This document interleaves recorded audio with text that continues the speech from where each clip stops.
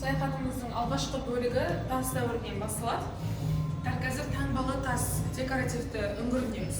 Осындай жартастағы қашап қалдырылған суреттермен петроглиф ең көп, ең атақтылары таңбалы тас үңгірінен табылған. 5000-ға жуық осындай петроглифтер Алматыдан 70 км қашықта орналасқан осындай үңгірден табылған болатын. 2004 жылы ЮНЕСКО-ға енген осы петроглифтер. Мына оң жақтағы бұрыштан Күлтегін қағанның ескерткіші орналасқан жатқан. Күлтегін 7-ші ғасырда шығыс түрік қағанатын басқарған атақты қолбасшылардың бірі болған. Білге қағанмен басқарған, яғни Білге қағанның кеңесшісі болған, оң қолы. Бұл силиконды көшірмесі, сол Күлтегінге арналып жасалған ескерткіш сол ғасырдағы. Негізгі түпнұсқасы қазіргі Монғолиядан табылған, Архон өзенінің бойынан. 19-ші ғасырда табылған. Әлі күнге дейін сол Монғолия елінде сақталып тұр. Бізде бұл копия. Осындай көлемде табылған, бойы да осындай, ені де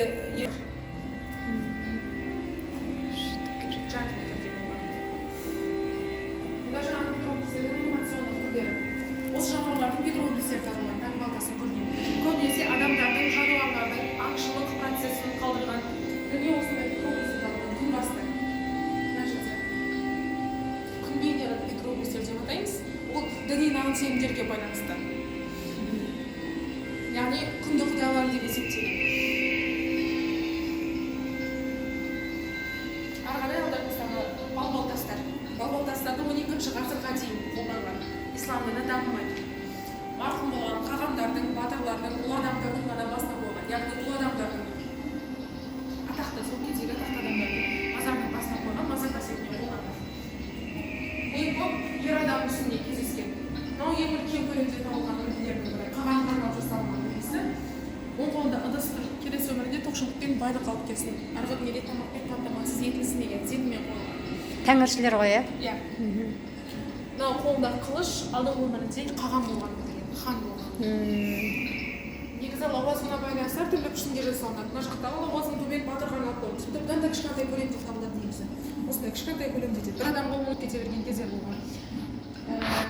Саламаттардан көп табылады. Маңғыстау өңірлерінен далалық жерлерден Баянауыл, Кеш сияқты ауылдардан табылады.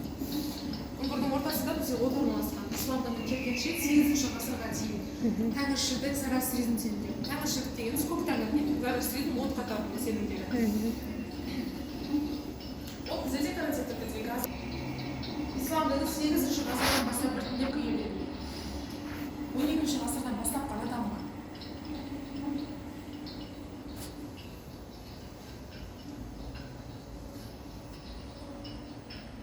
Енді алдағы кезеңімізде орта ғасырлар көшпенділердің өмірі барлығы қазақи түрде жасалған. Континенталды климатпен ерекшеленген үшін көшіп-қону салтын ұстанған көшпенді тауып.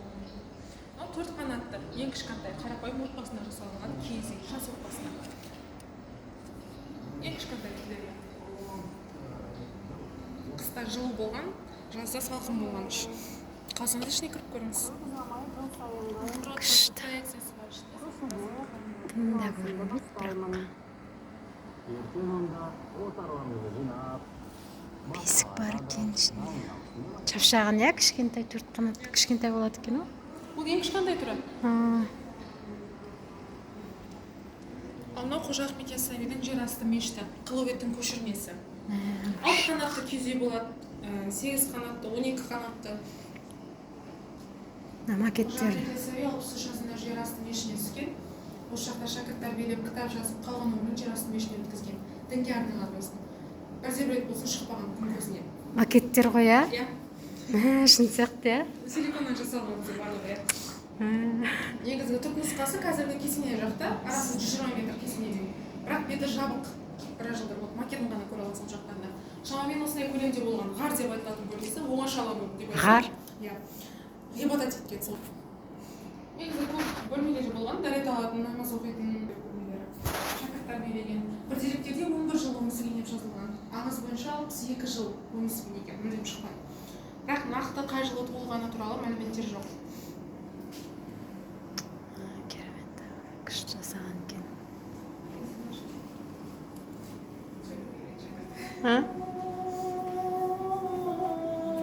Дивани Хикмет кітабында даналық кітабы.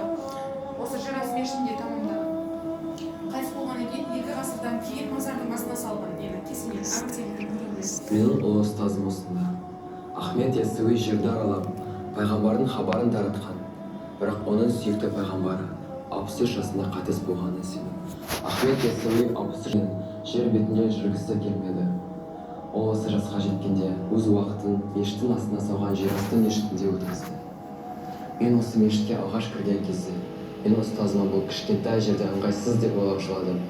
Содан кейін менің көз алдыма рухани перделер көтеріліп, мен бұл кішкентай бөлмені шығыстан батысқа қарай созылып жатқан екенін көрдім. Осылайша дұрыс болмағанды түсіндім.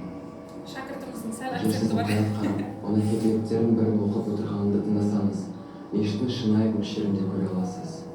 Хаққа қайтып мұңын осынан тағат қылған хақ дидарын көрер достар. 100 мың бәле басқа түссе еңірмеген, содан кейін ғашық сырын білер достар. Ғашық парыздарын жолға кірді, қандай жапа десе оны хақтан бөлді. Разы болып жер астына әзір болды, зәр жылап сахараларда тұрар достар. Ей достар, еш білмедім мен жолымды, бақытқа байламадым мен белімді, қайба сөзін еш тыймадым мен тірлікті. Надандығым мені рұсуа қылды достар, күндіз-түні бейғам жүрген зікірін етпей. Жүрген етіп түн күні пікірін аттың базарда өзін сатпай. Нәпсім мен жүзімін тағап тұрар достар.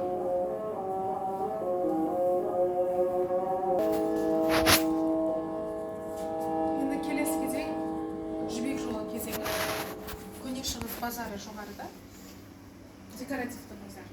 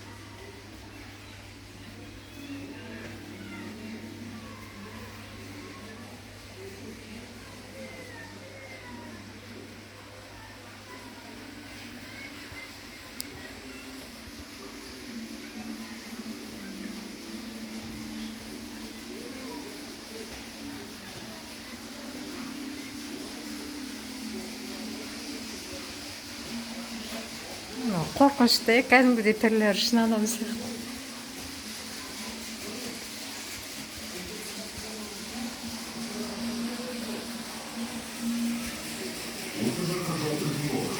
Бірінші бөлмеде саудагердің сұхбаты. Құдай арам, бақытсыз бол. Мен сапарларымда көп нәрсе үйренемін. Осында мен ислам туралы үйрендім. Және үйге оралғанда осы білімді өзіммен бірге аламын. Осы сауда қалалары болмағанда менің сапарларым мүмкін болмайды. Осында мен өз тауарларымен сауда жасай аламын, демала аламын.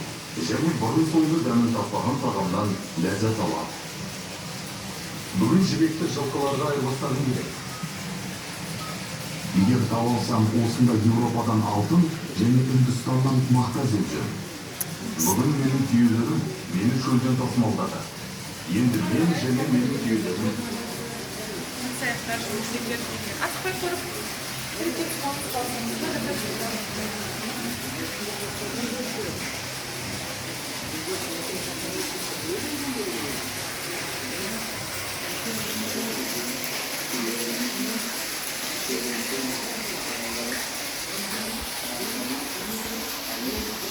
Базар ұқсатып істетіп қойған.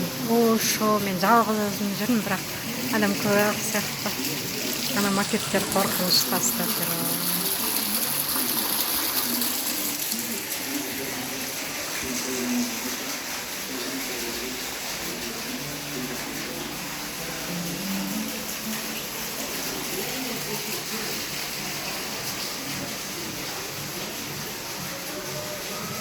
Барлығы макеттің әксіні қараш тұрсын. Статтыр.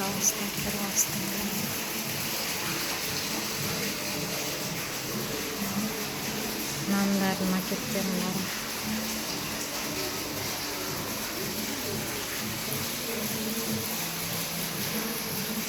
Кемпірлердің кірсін қараш. Шын адам сияқты.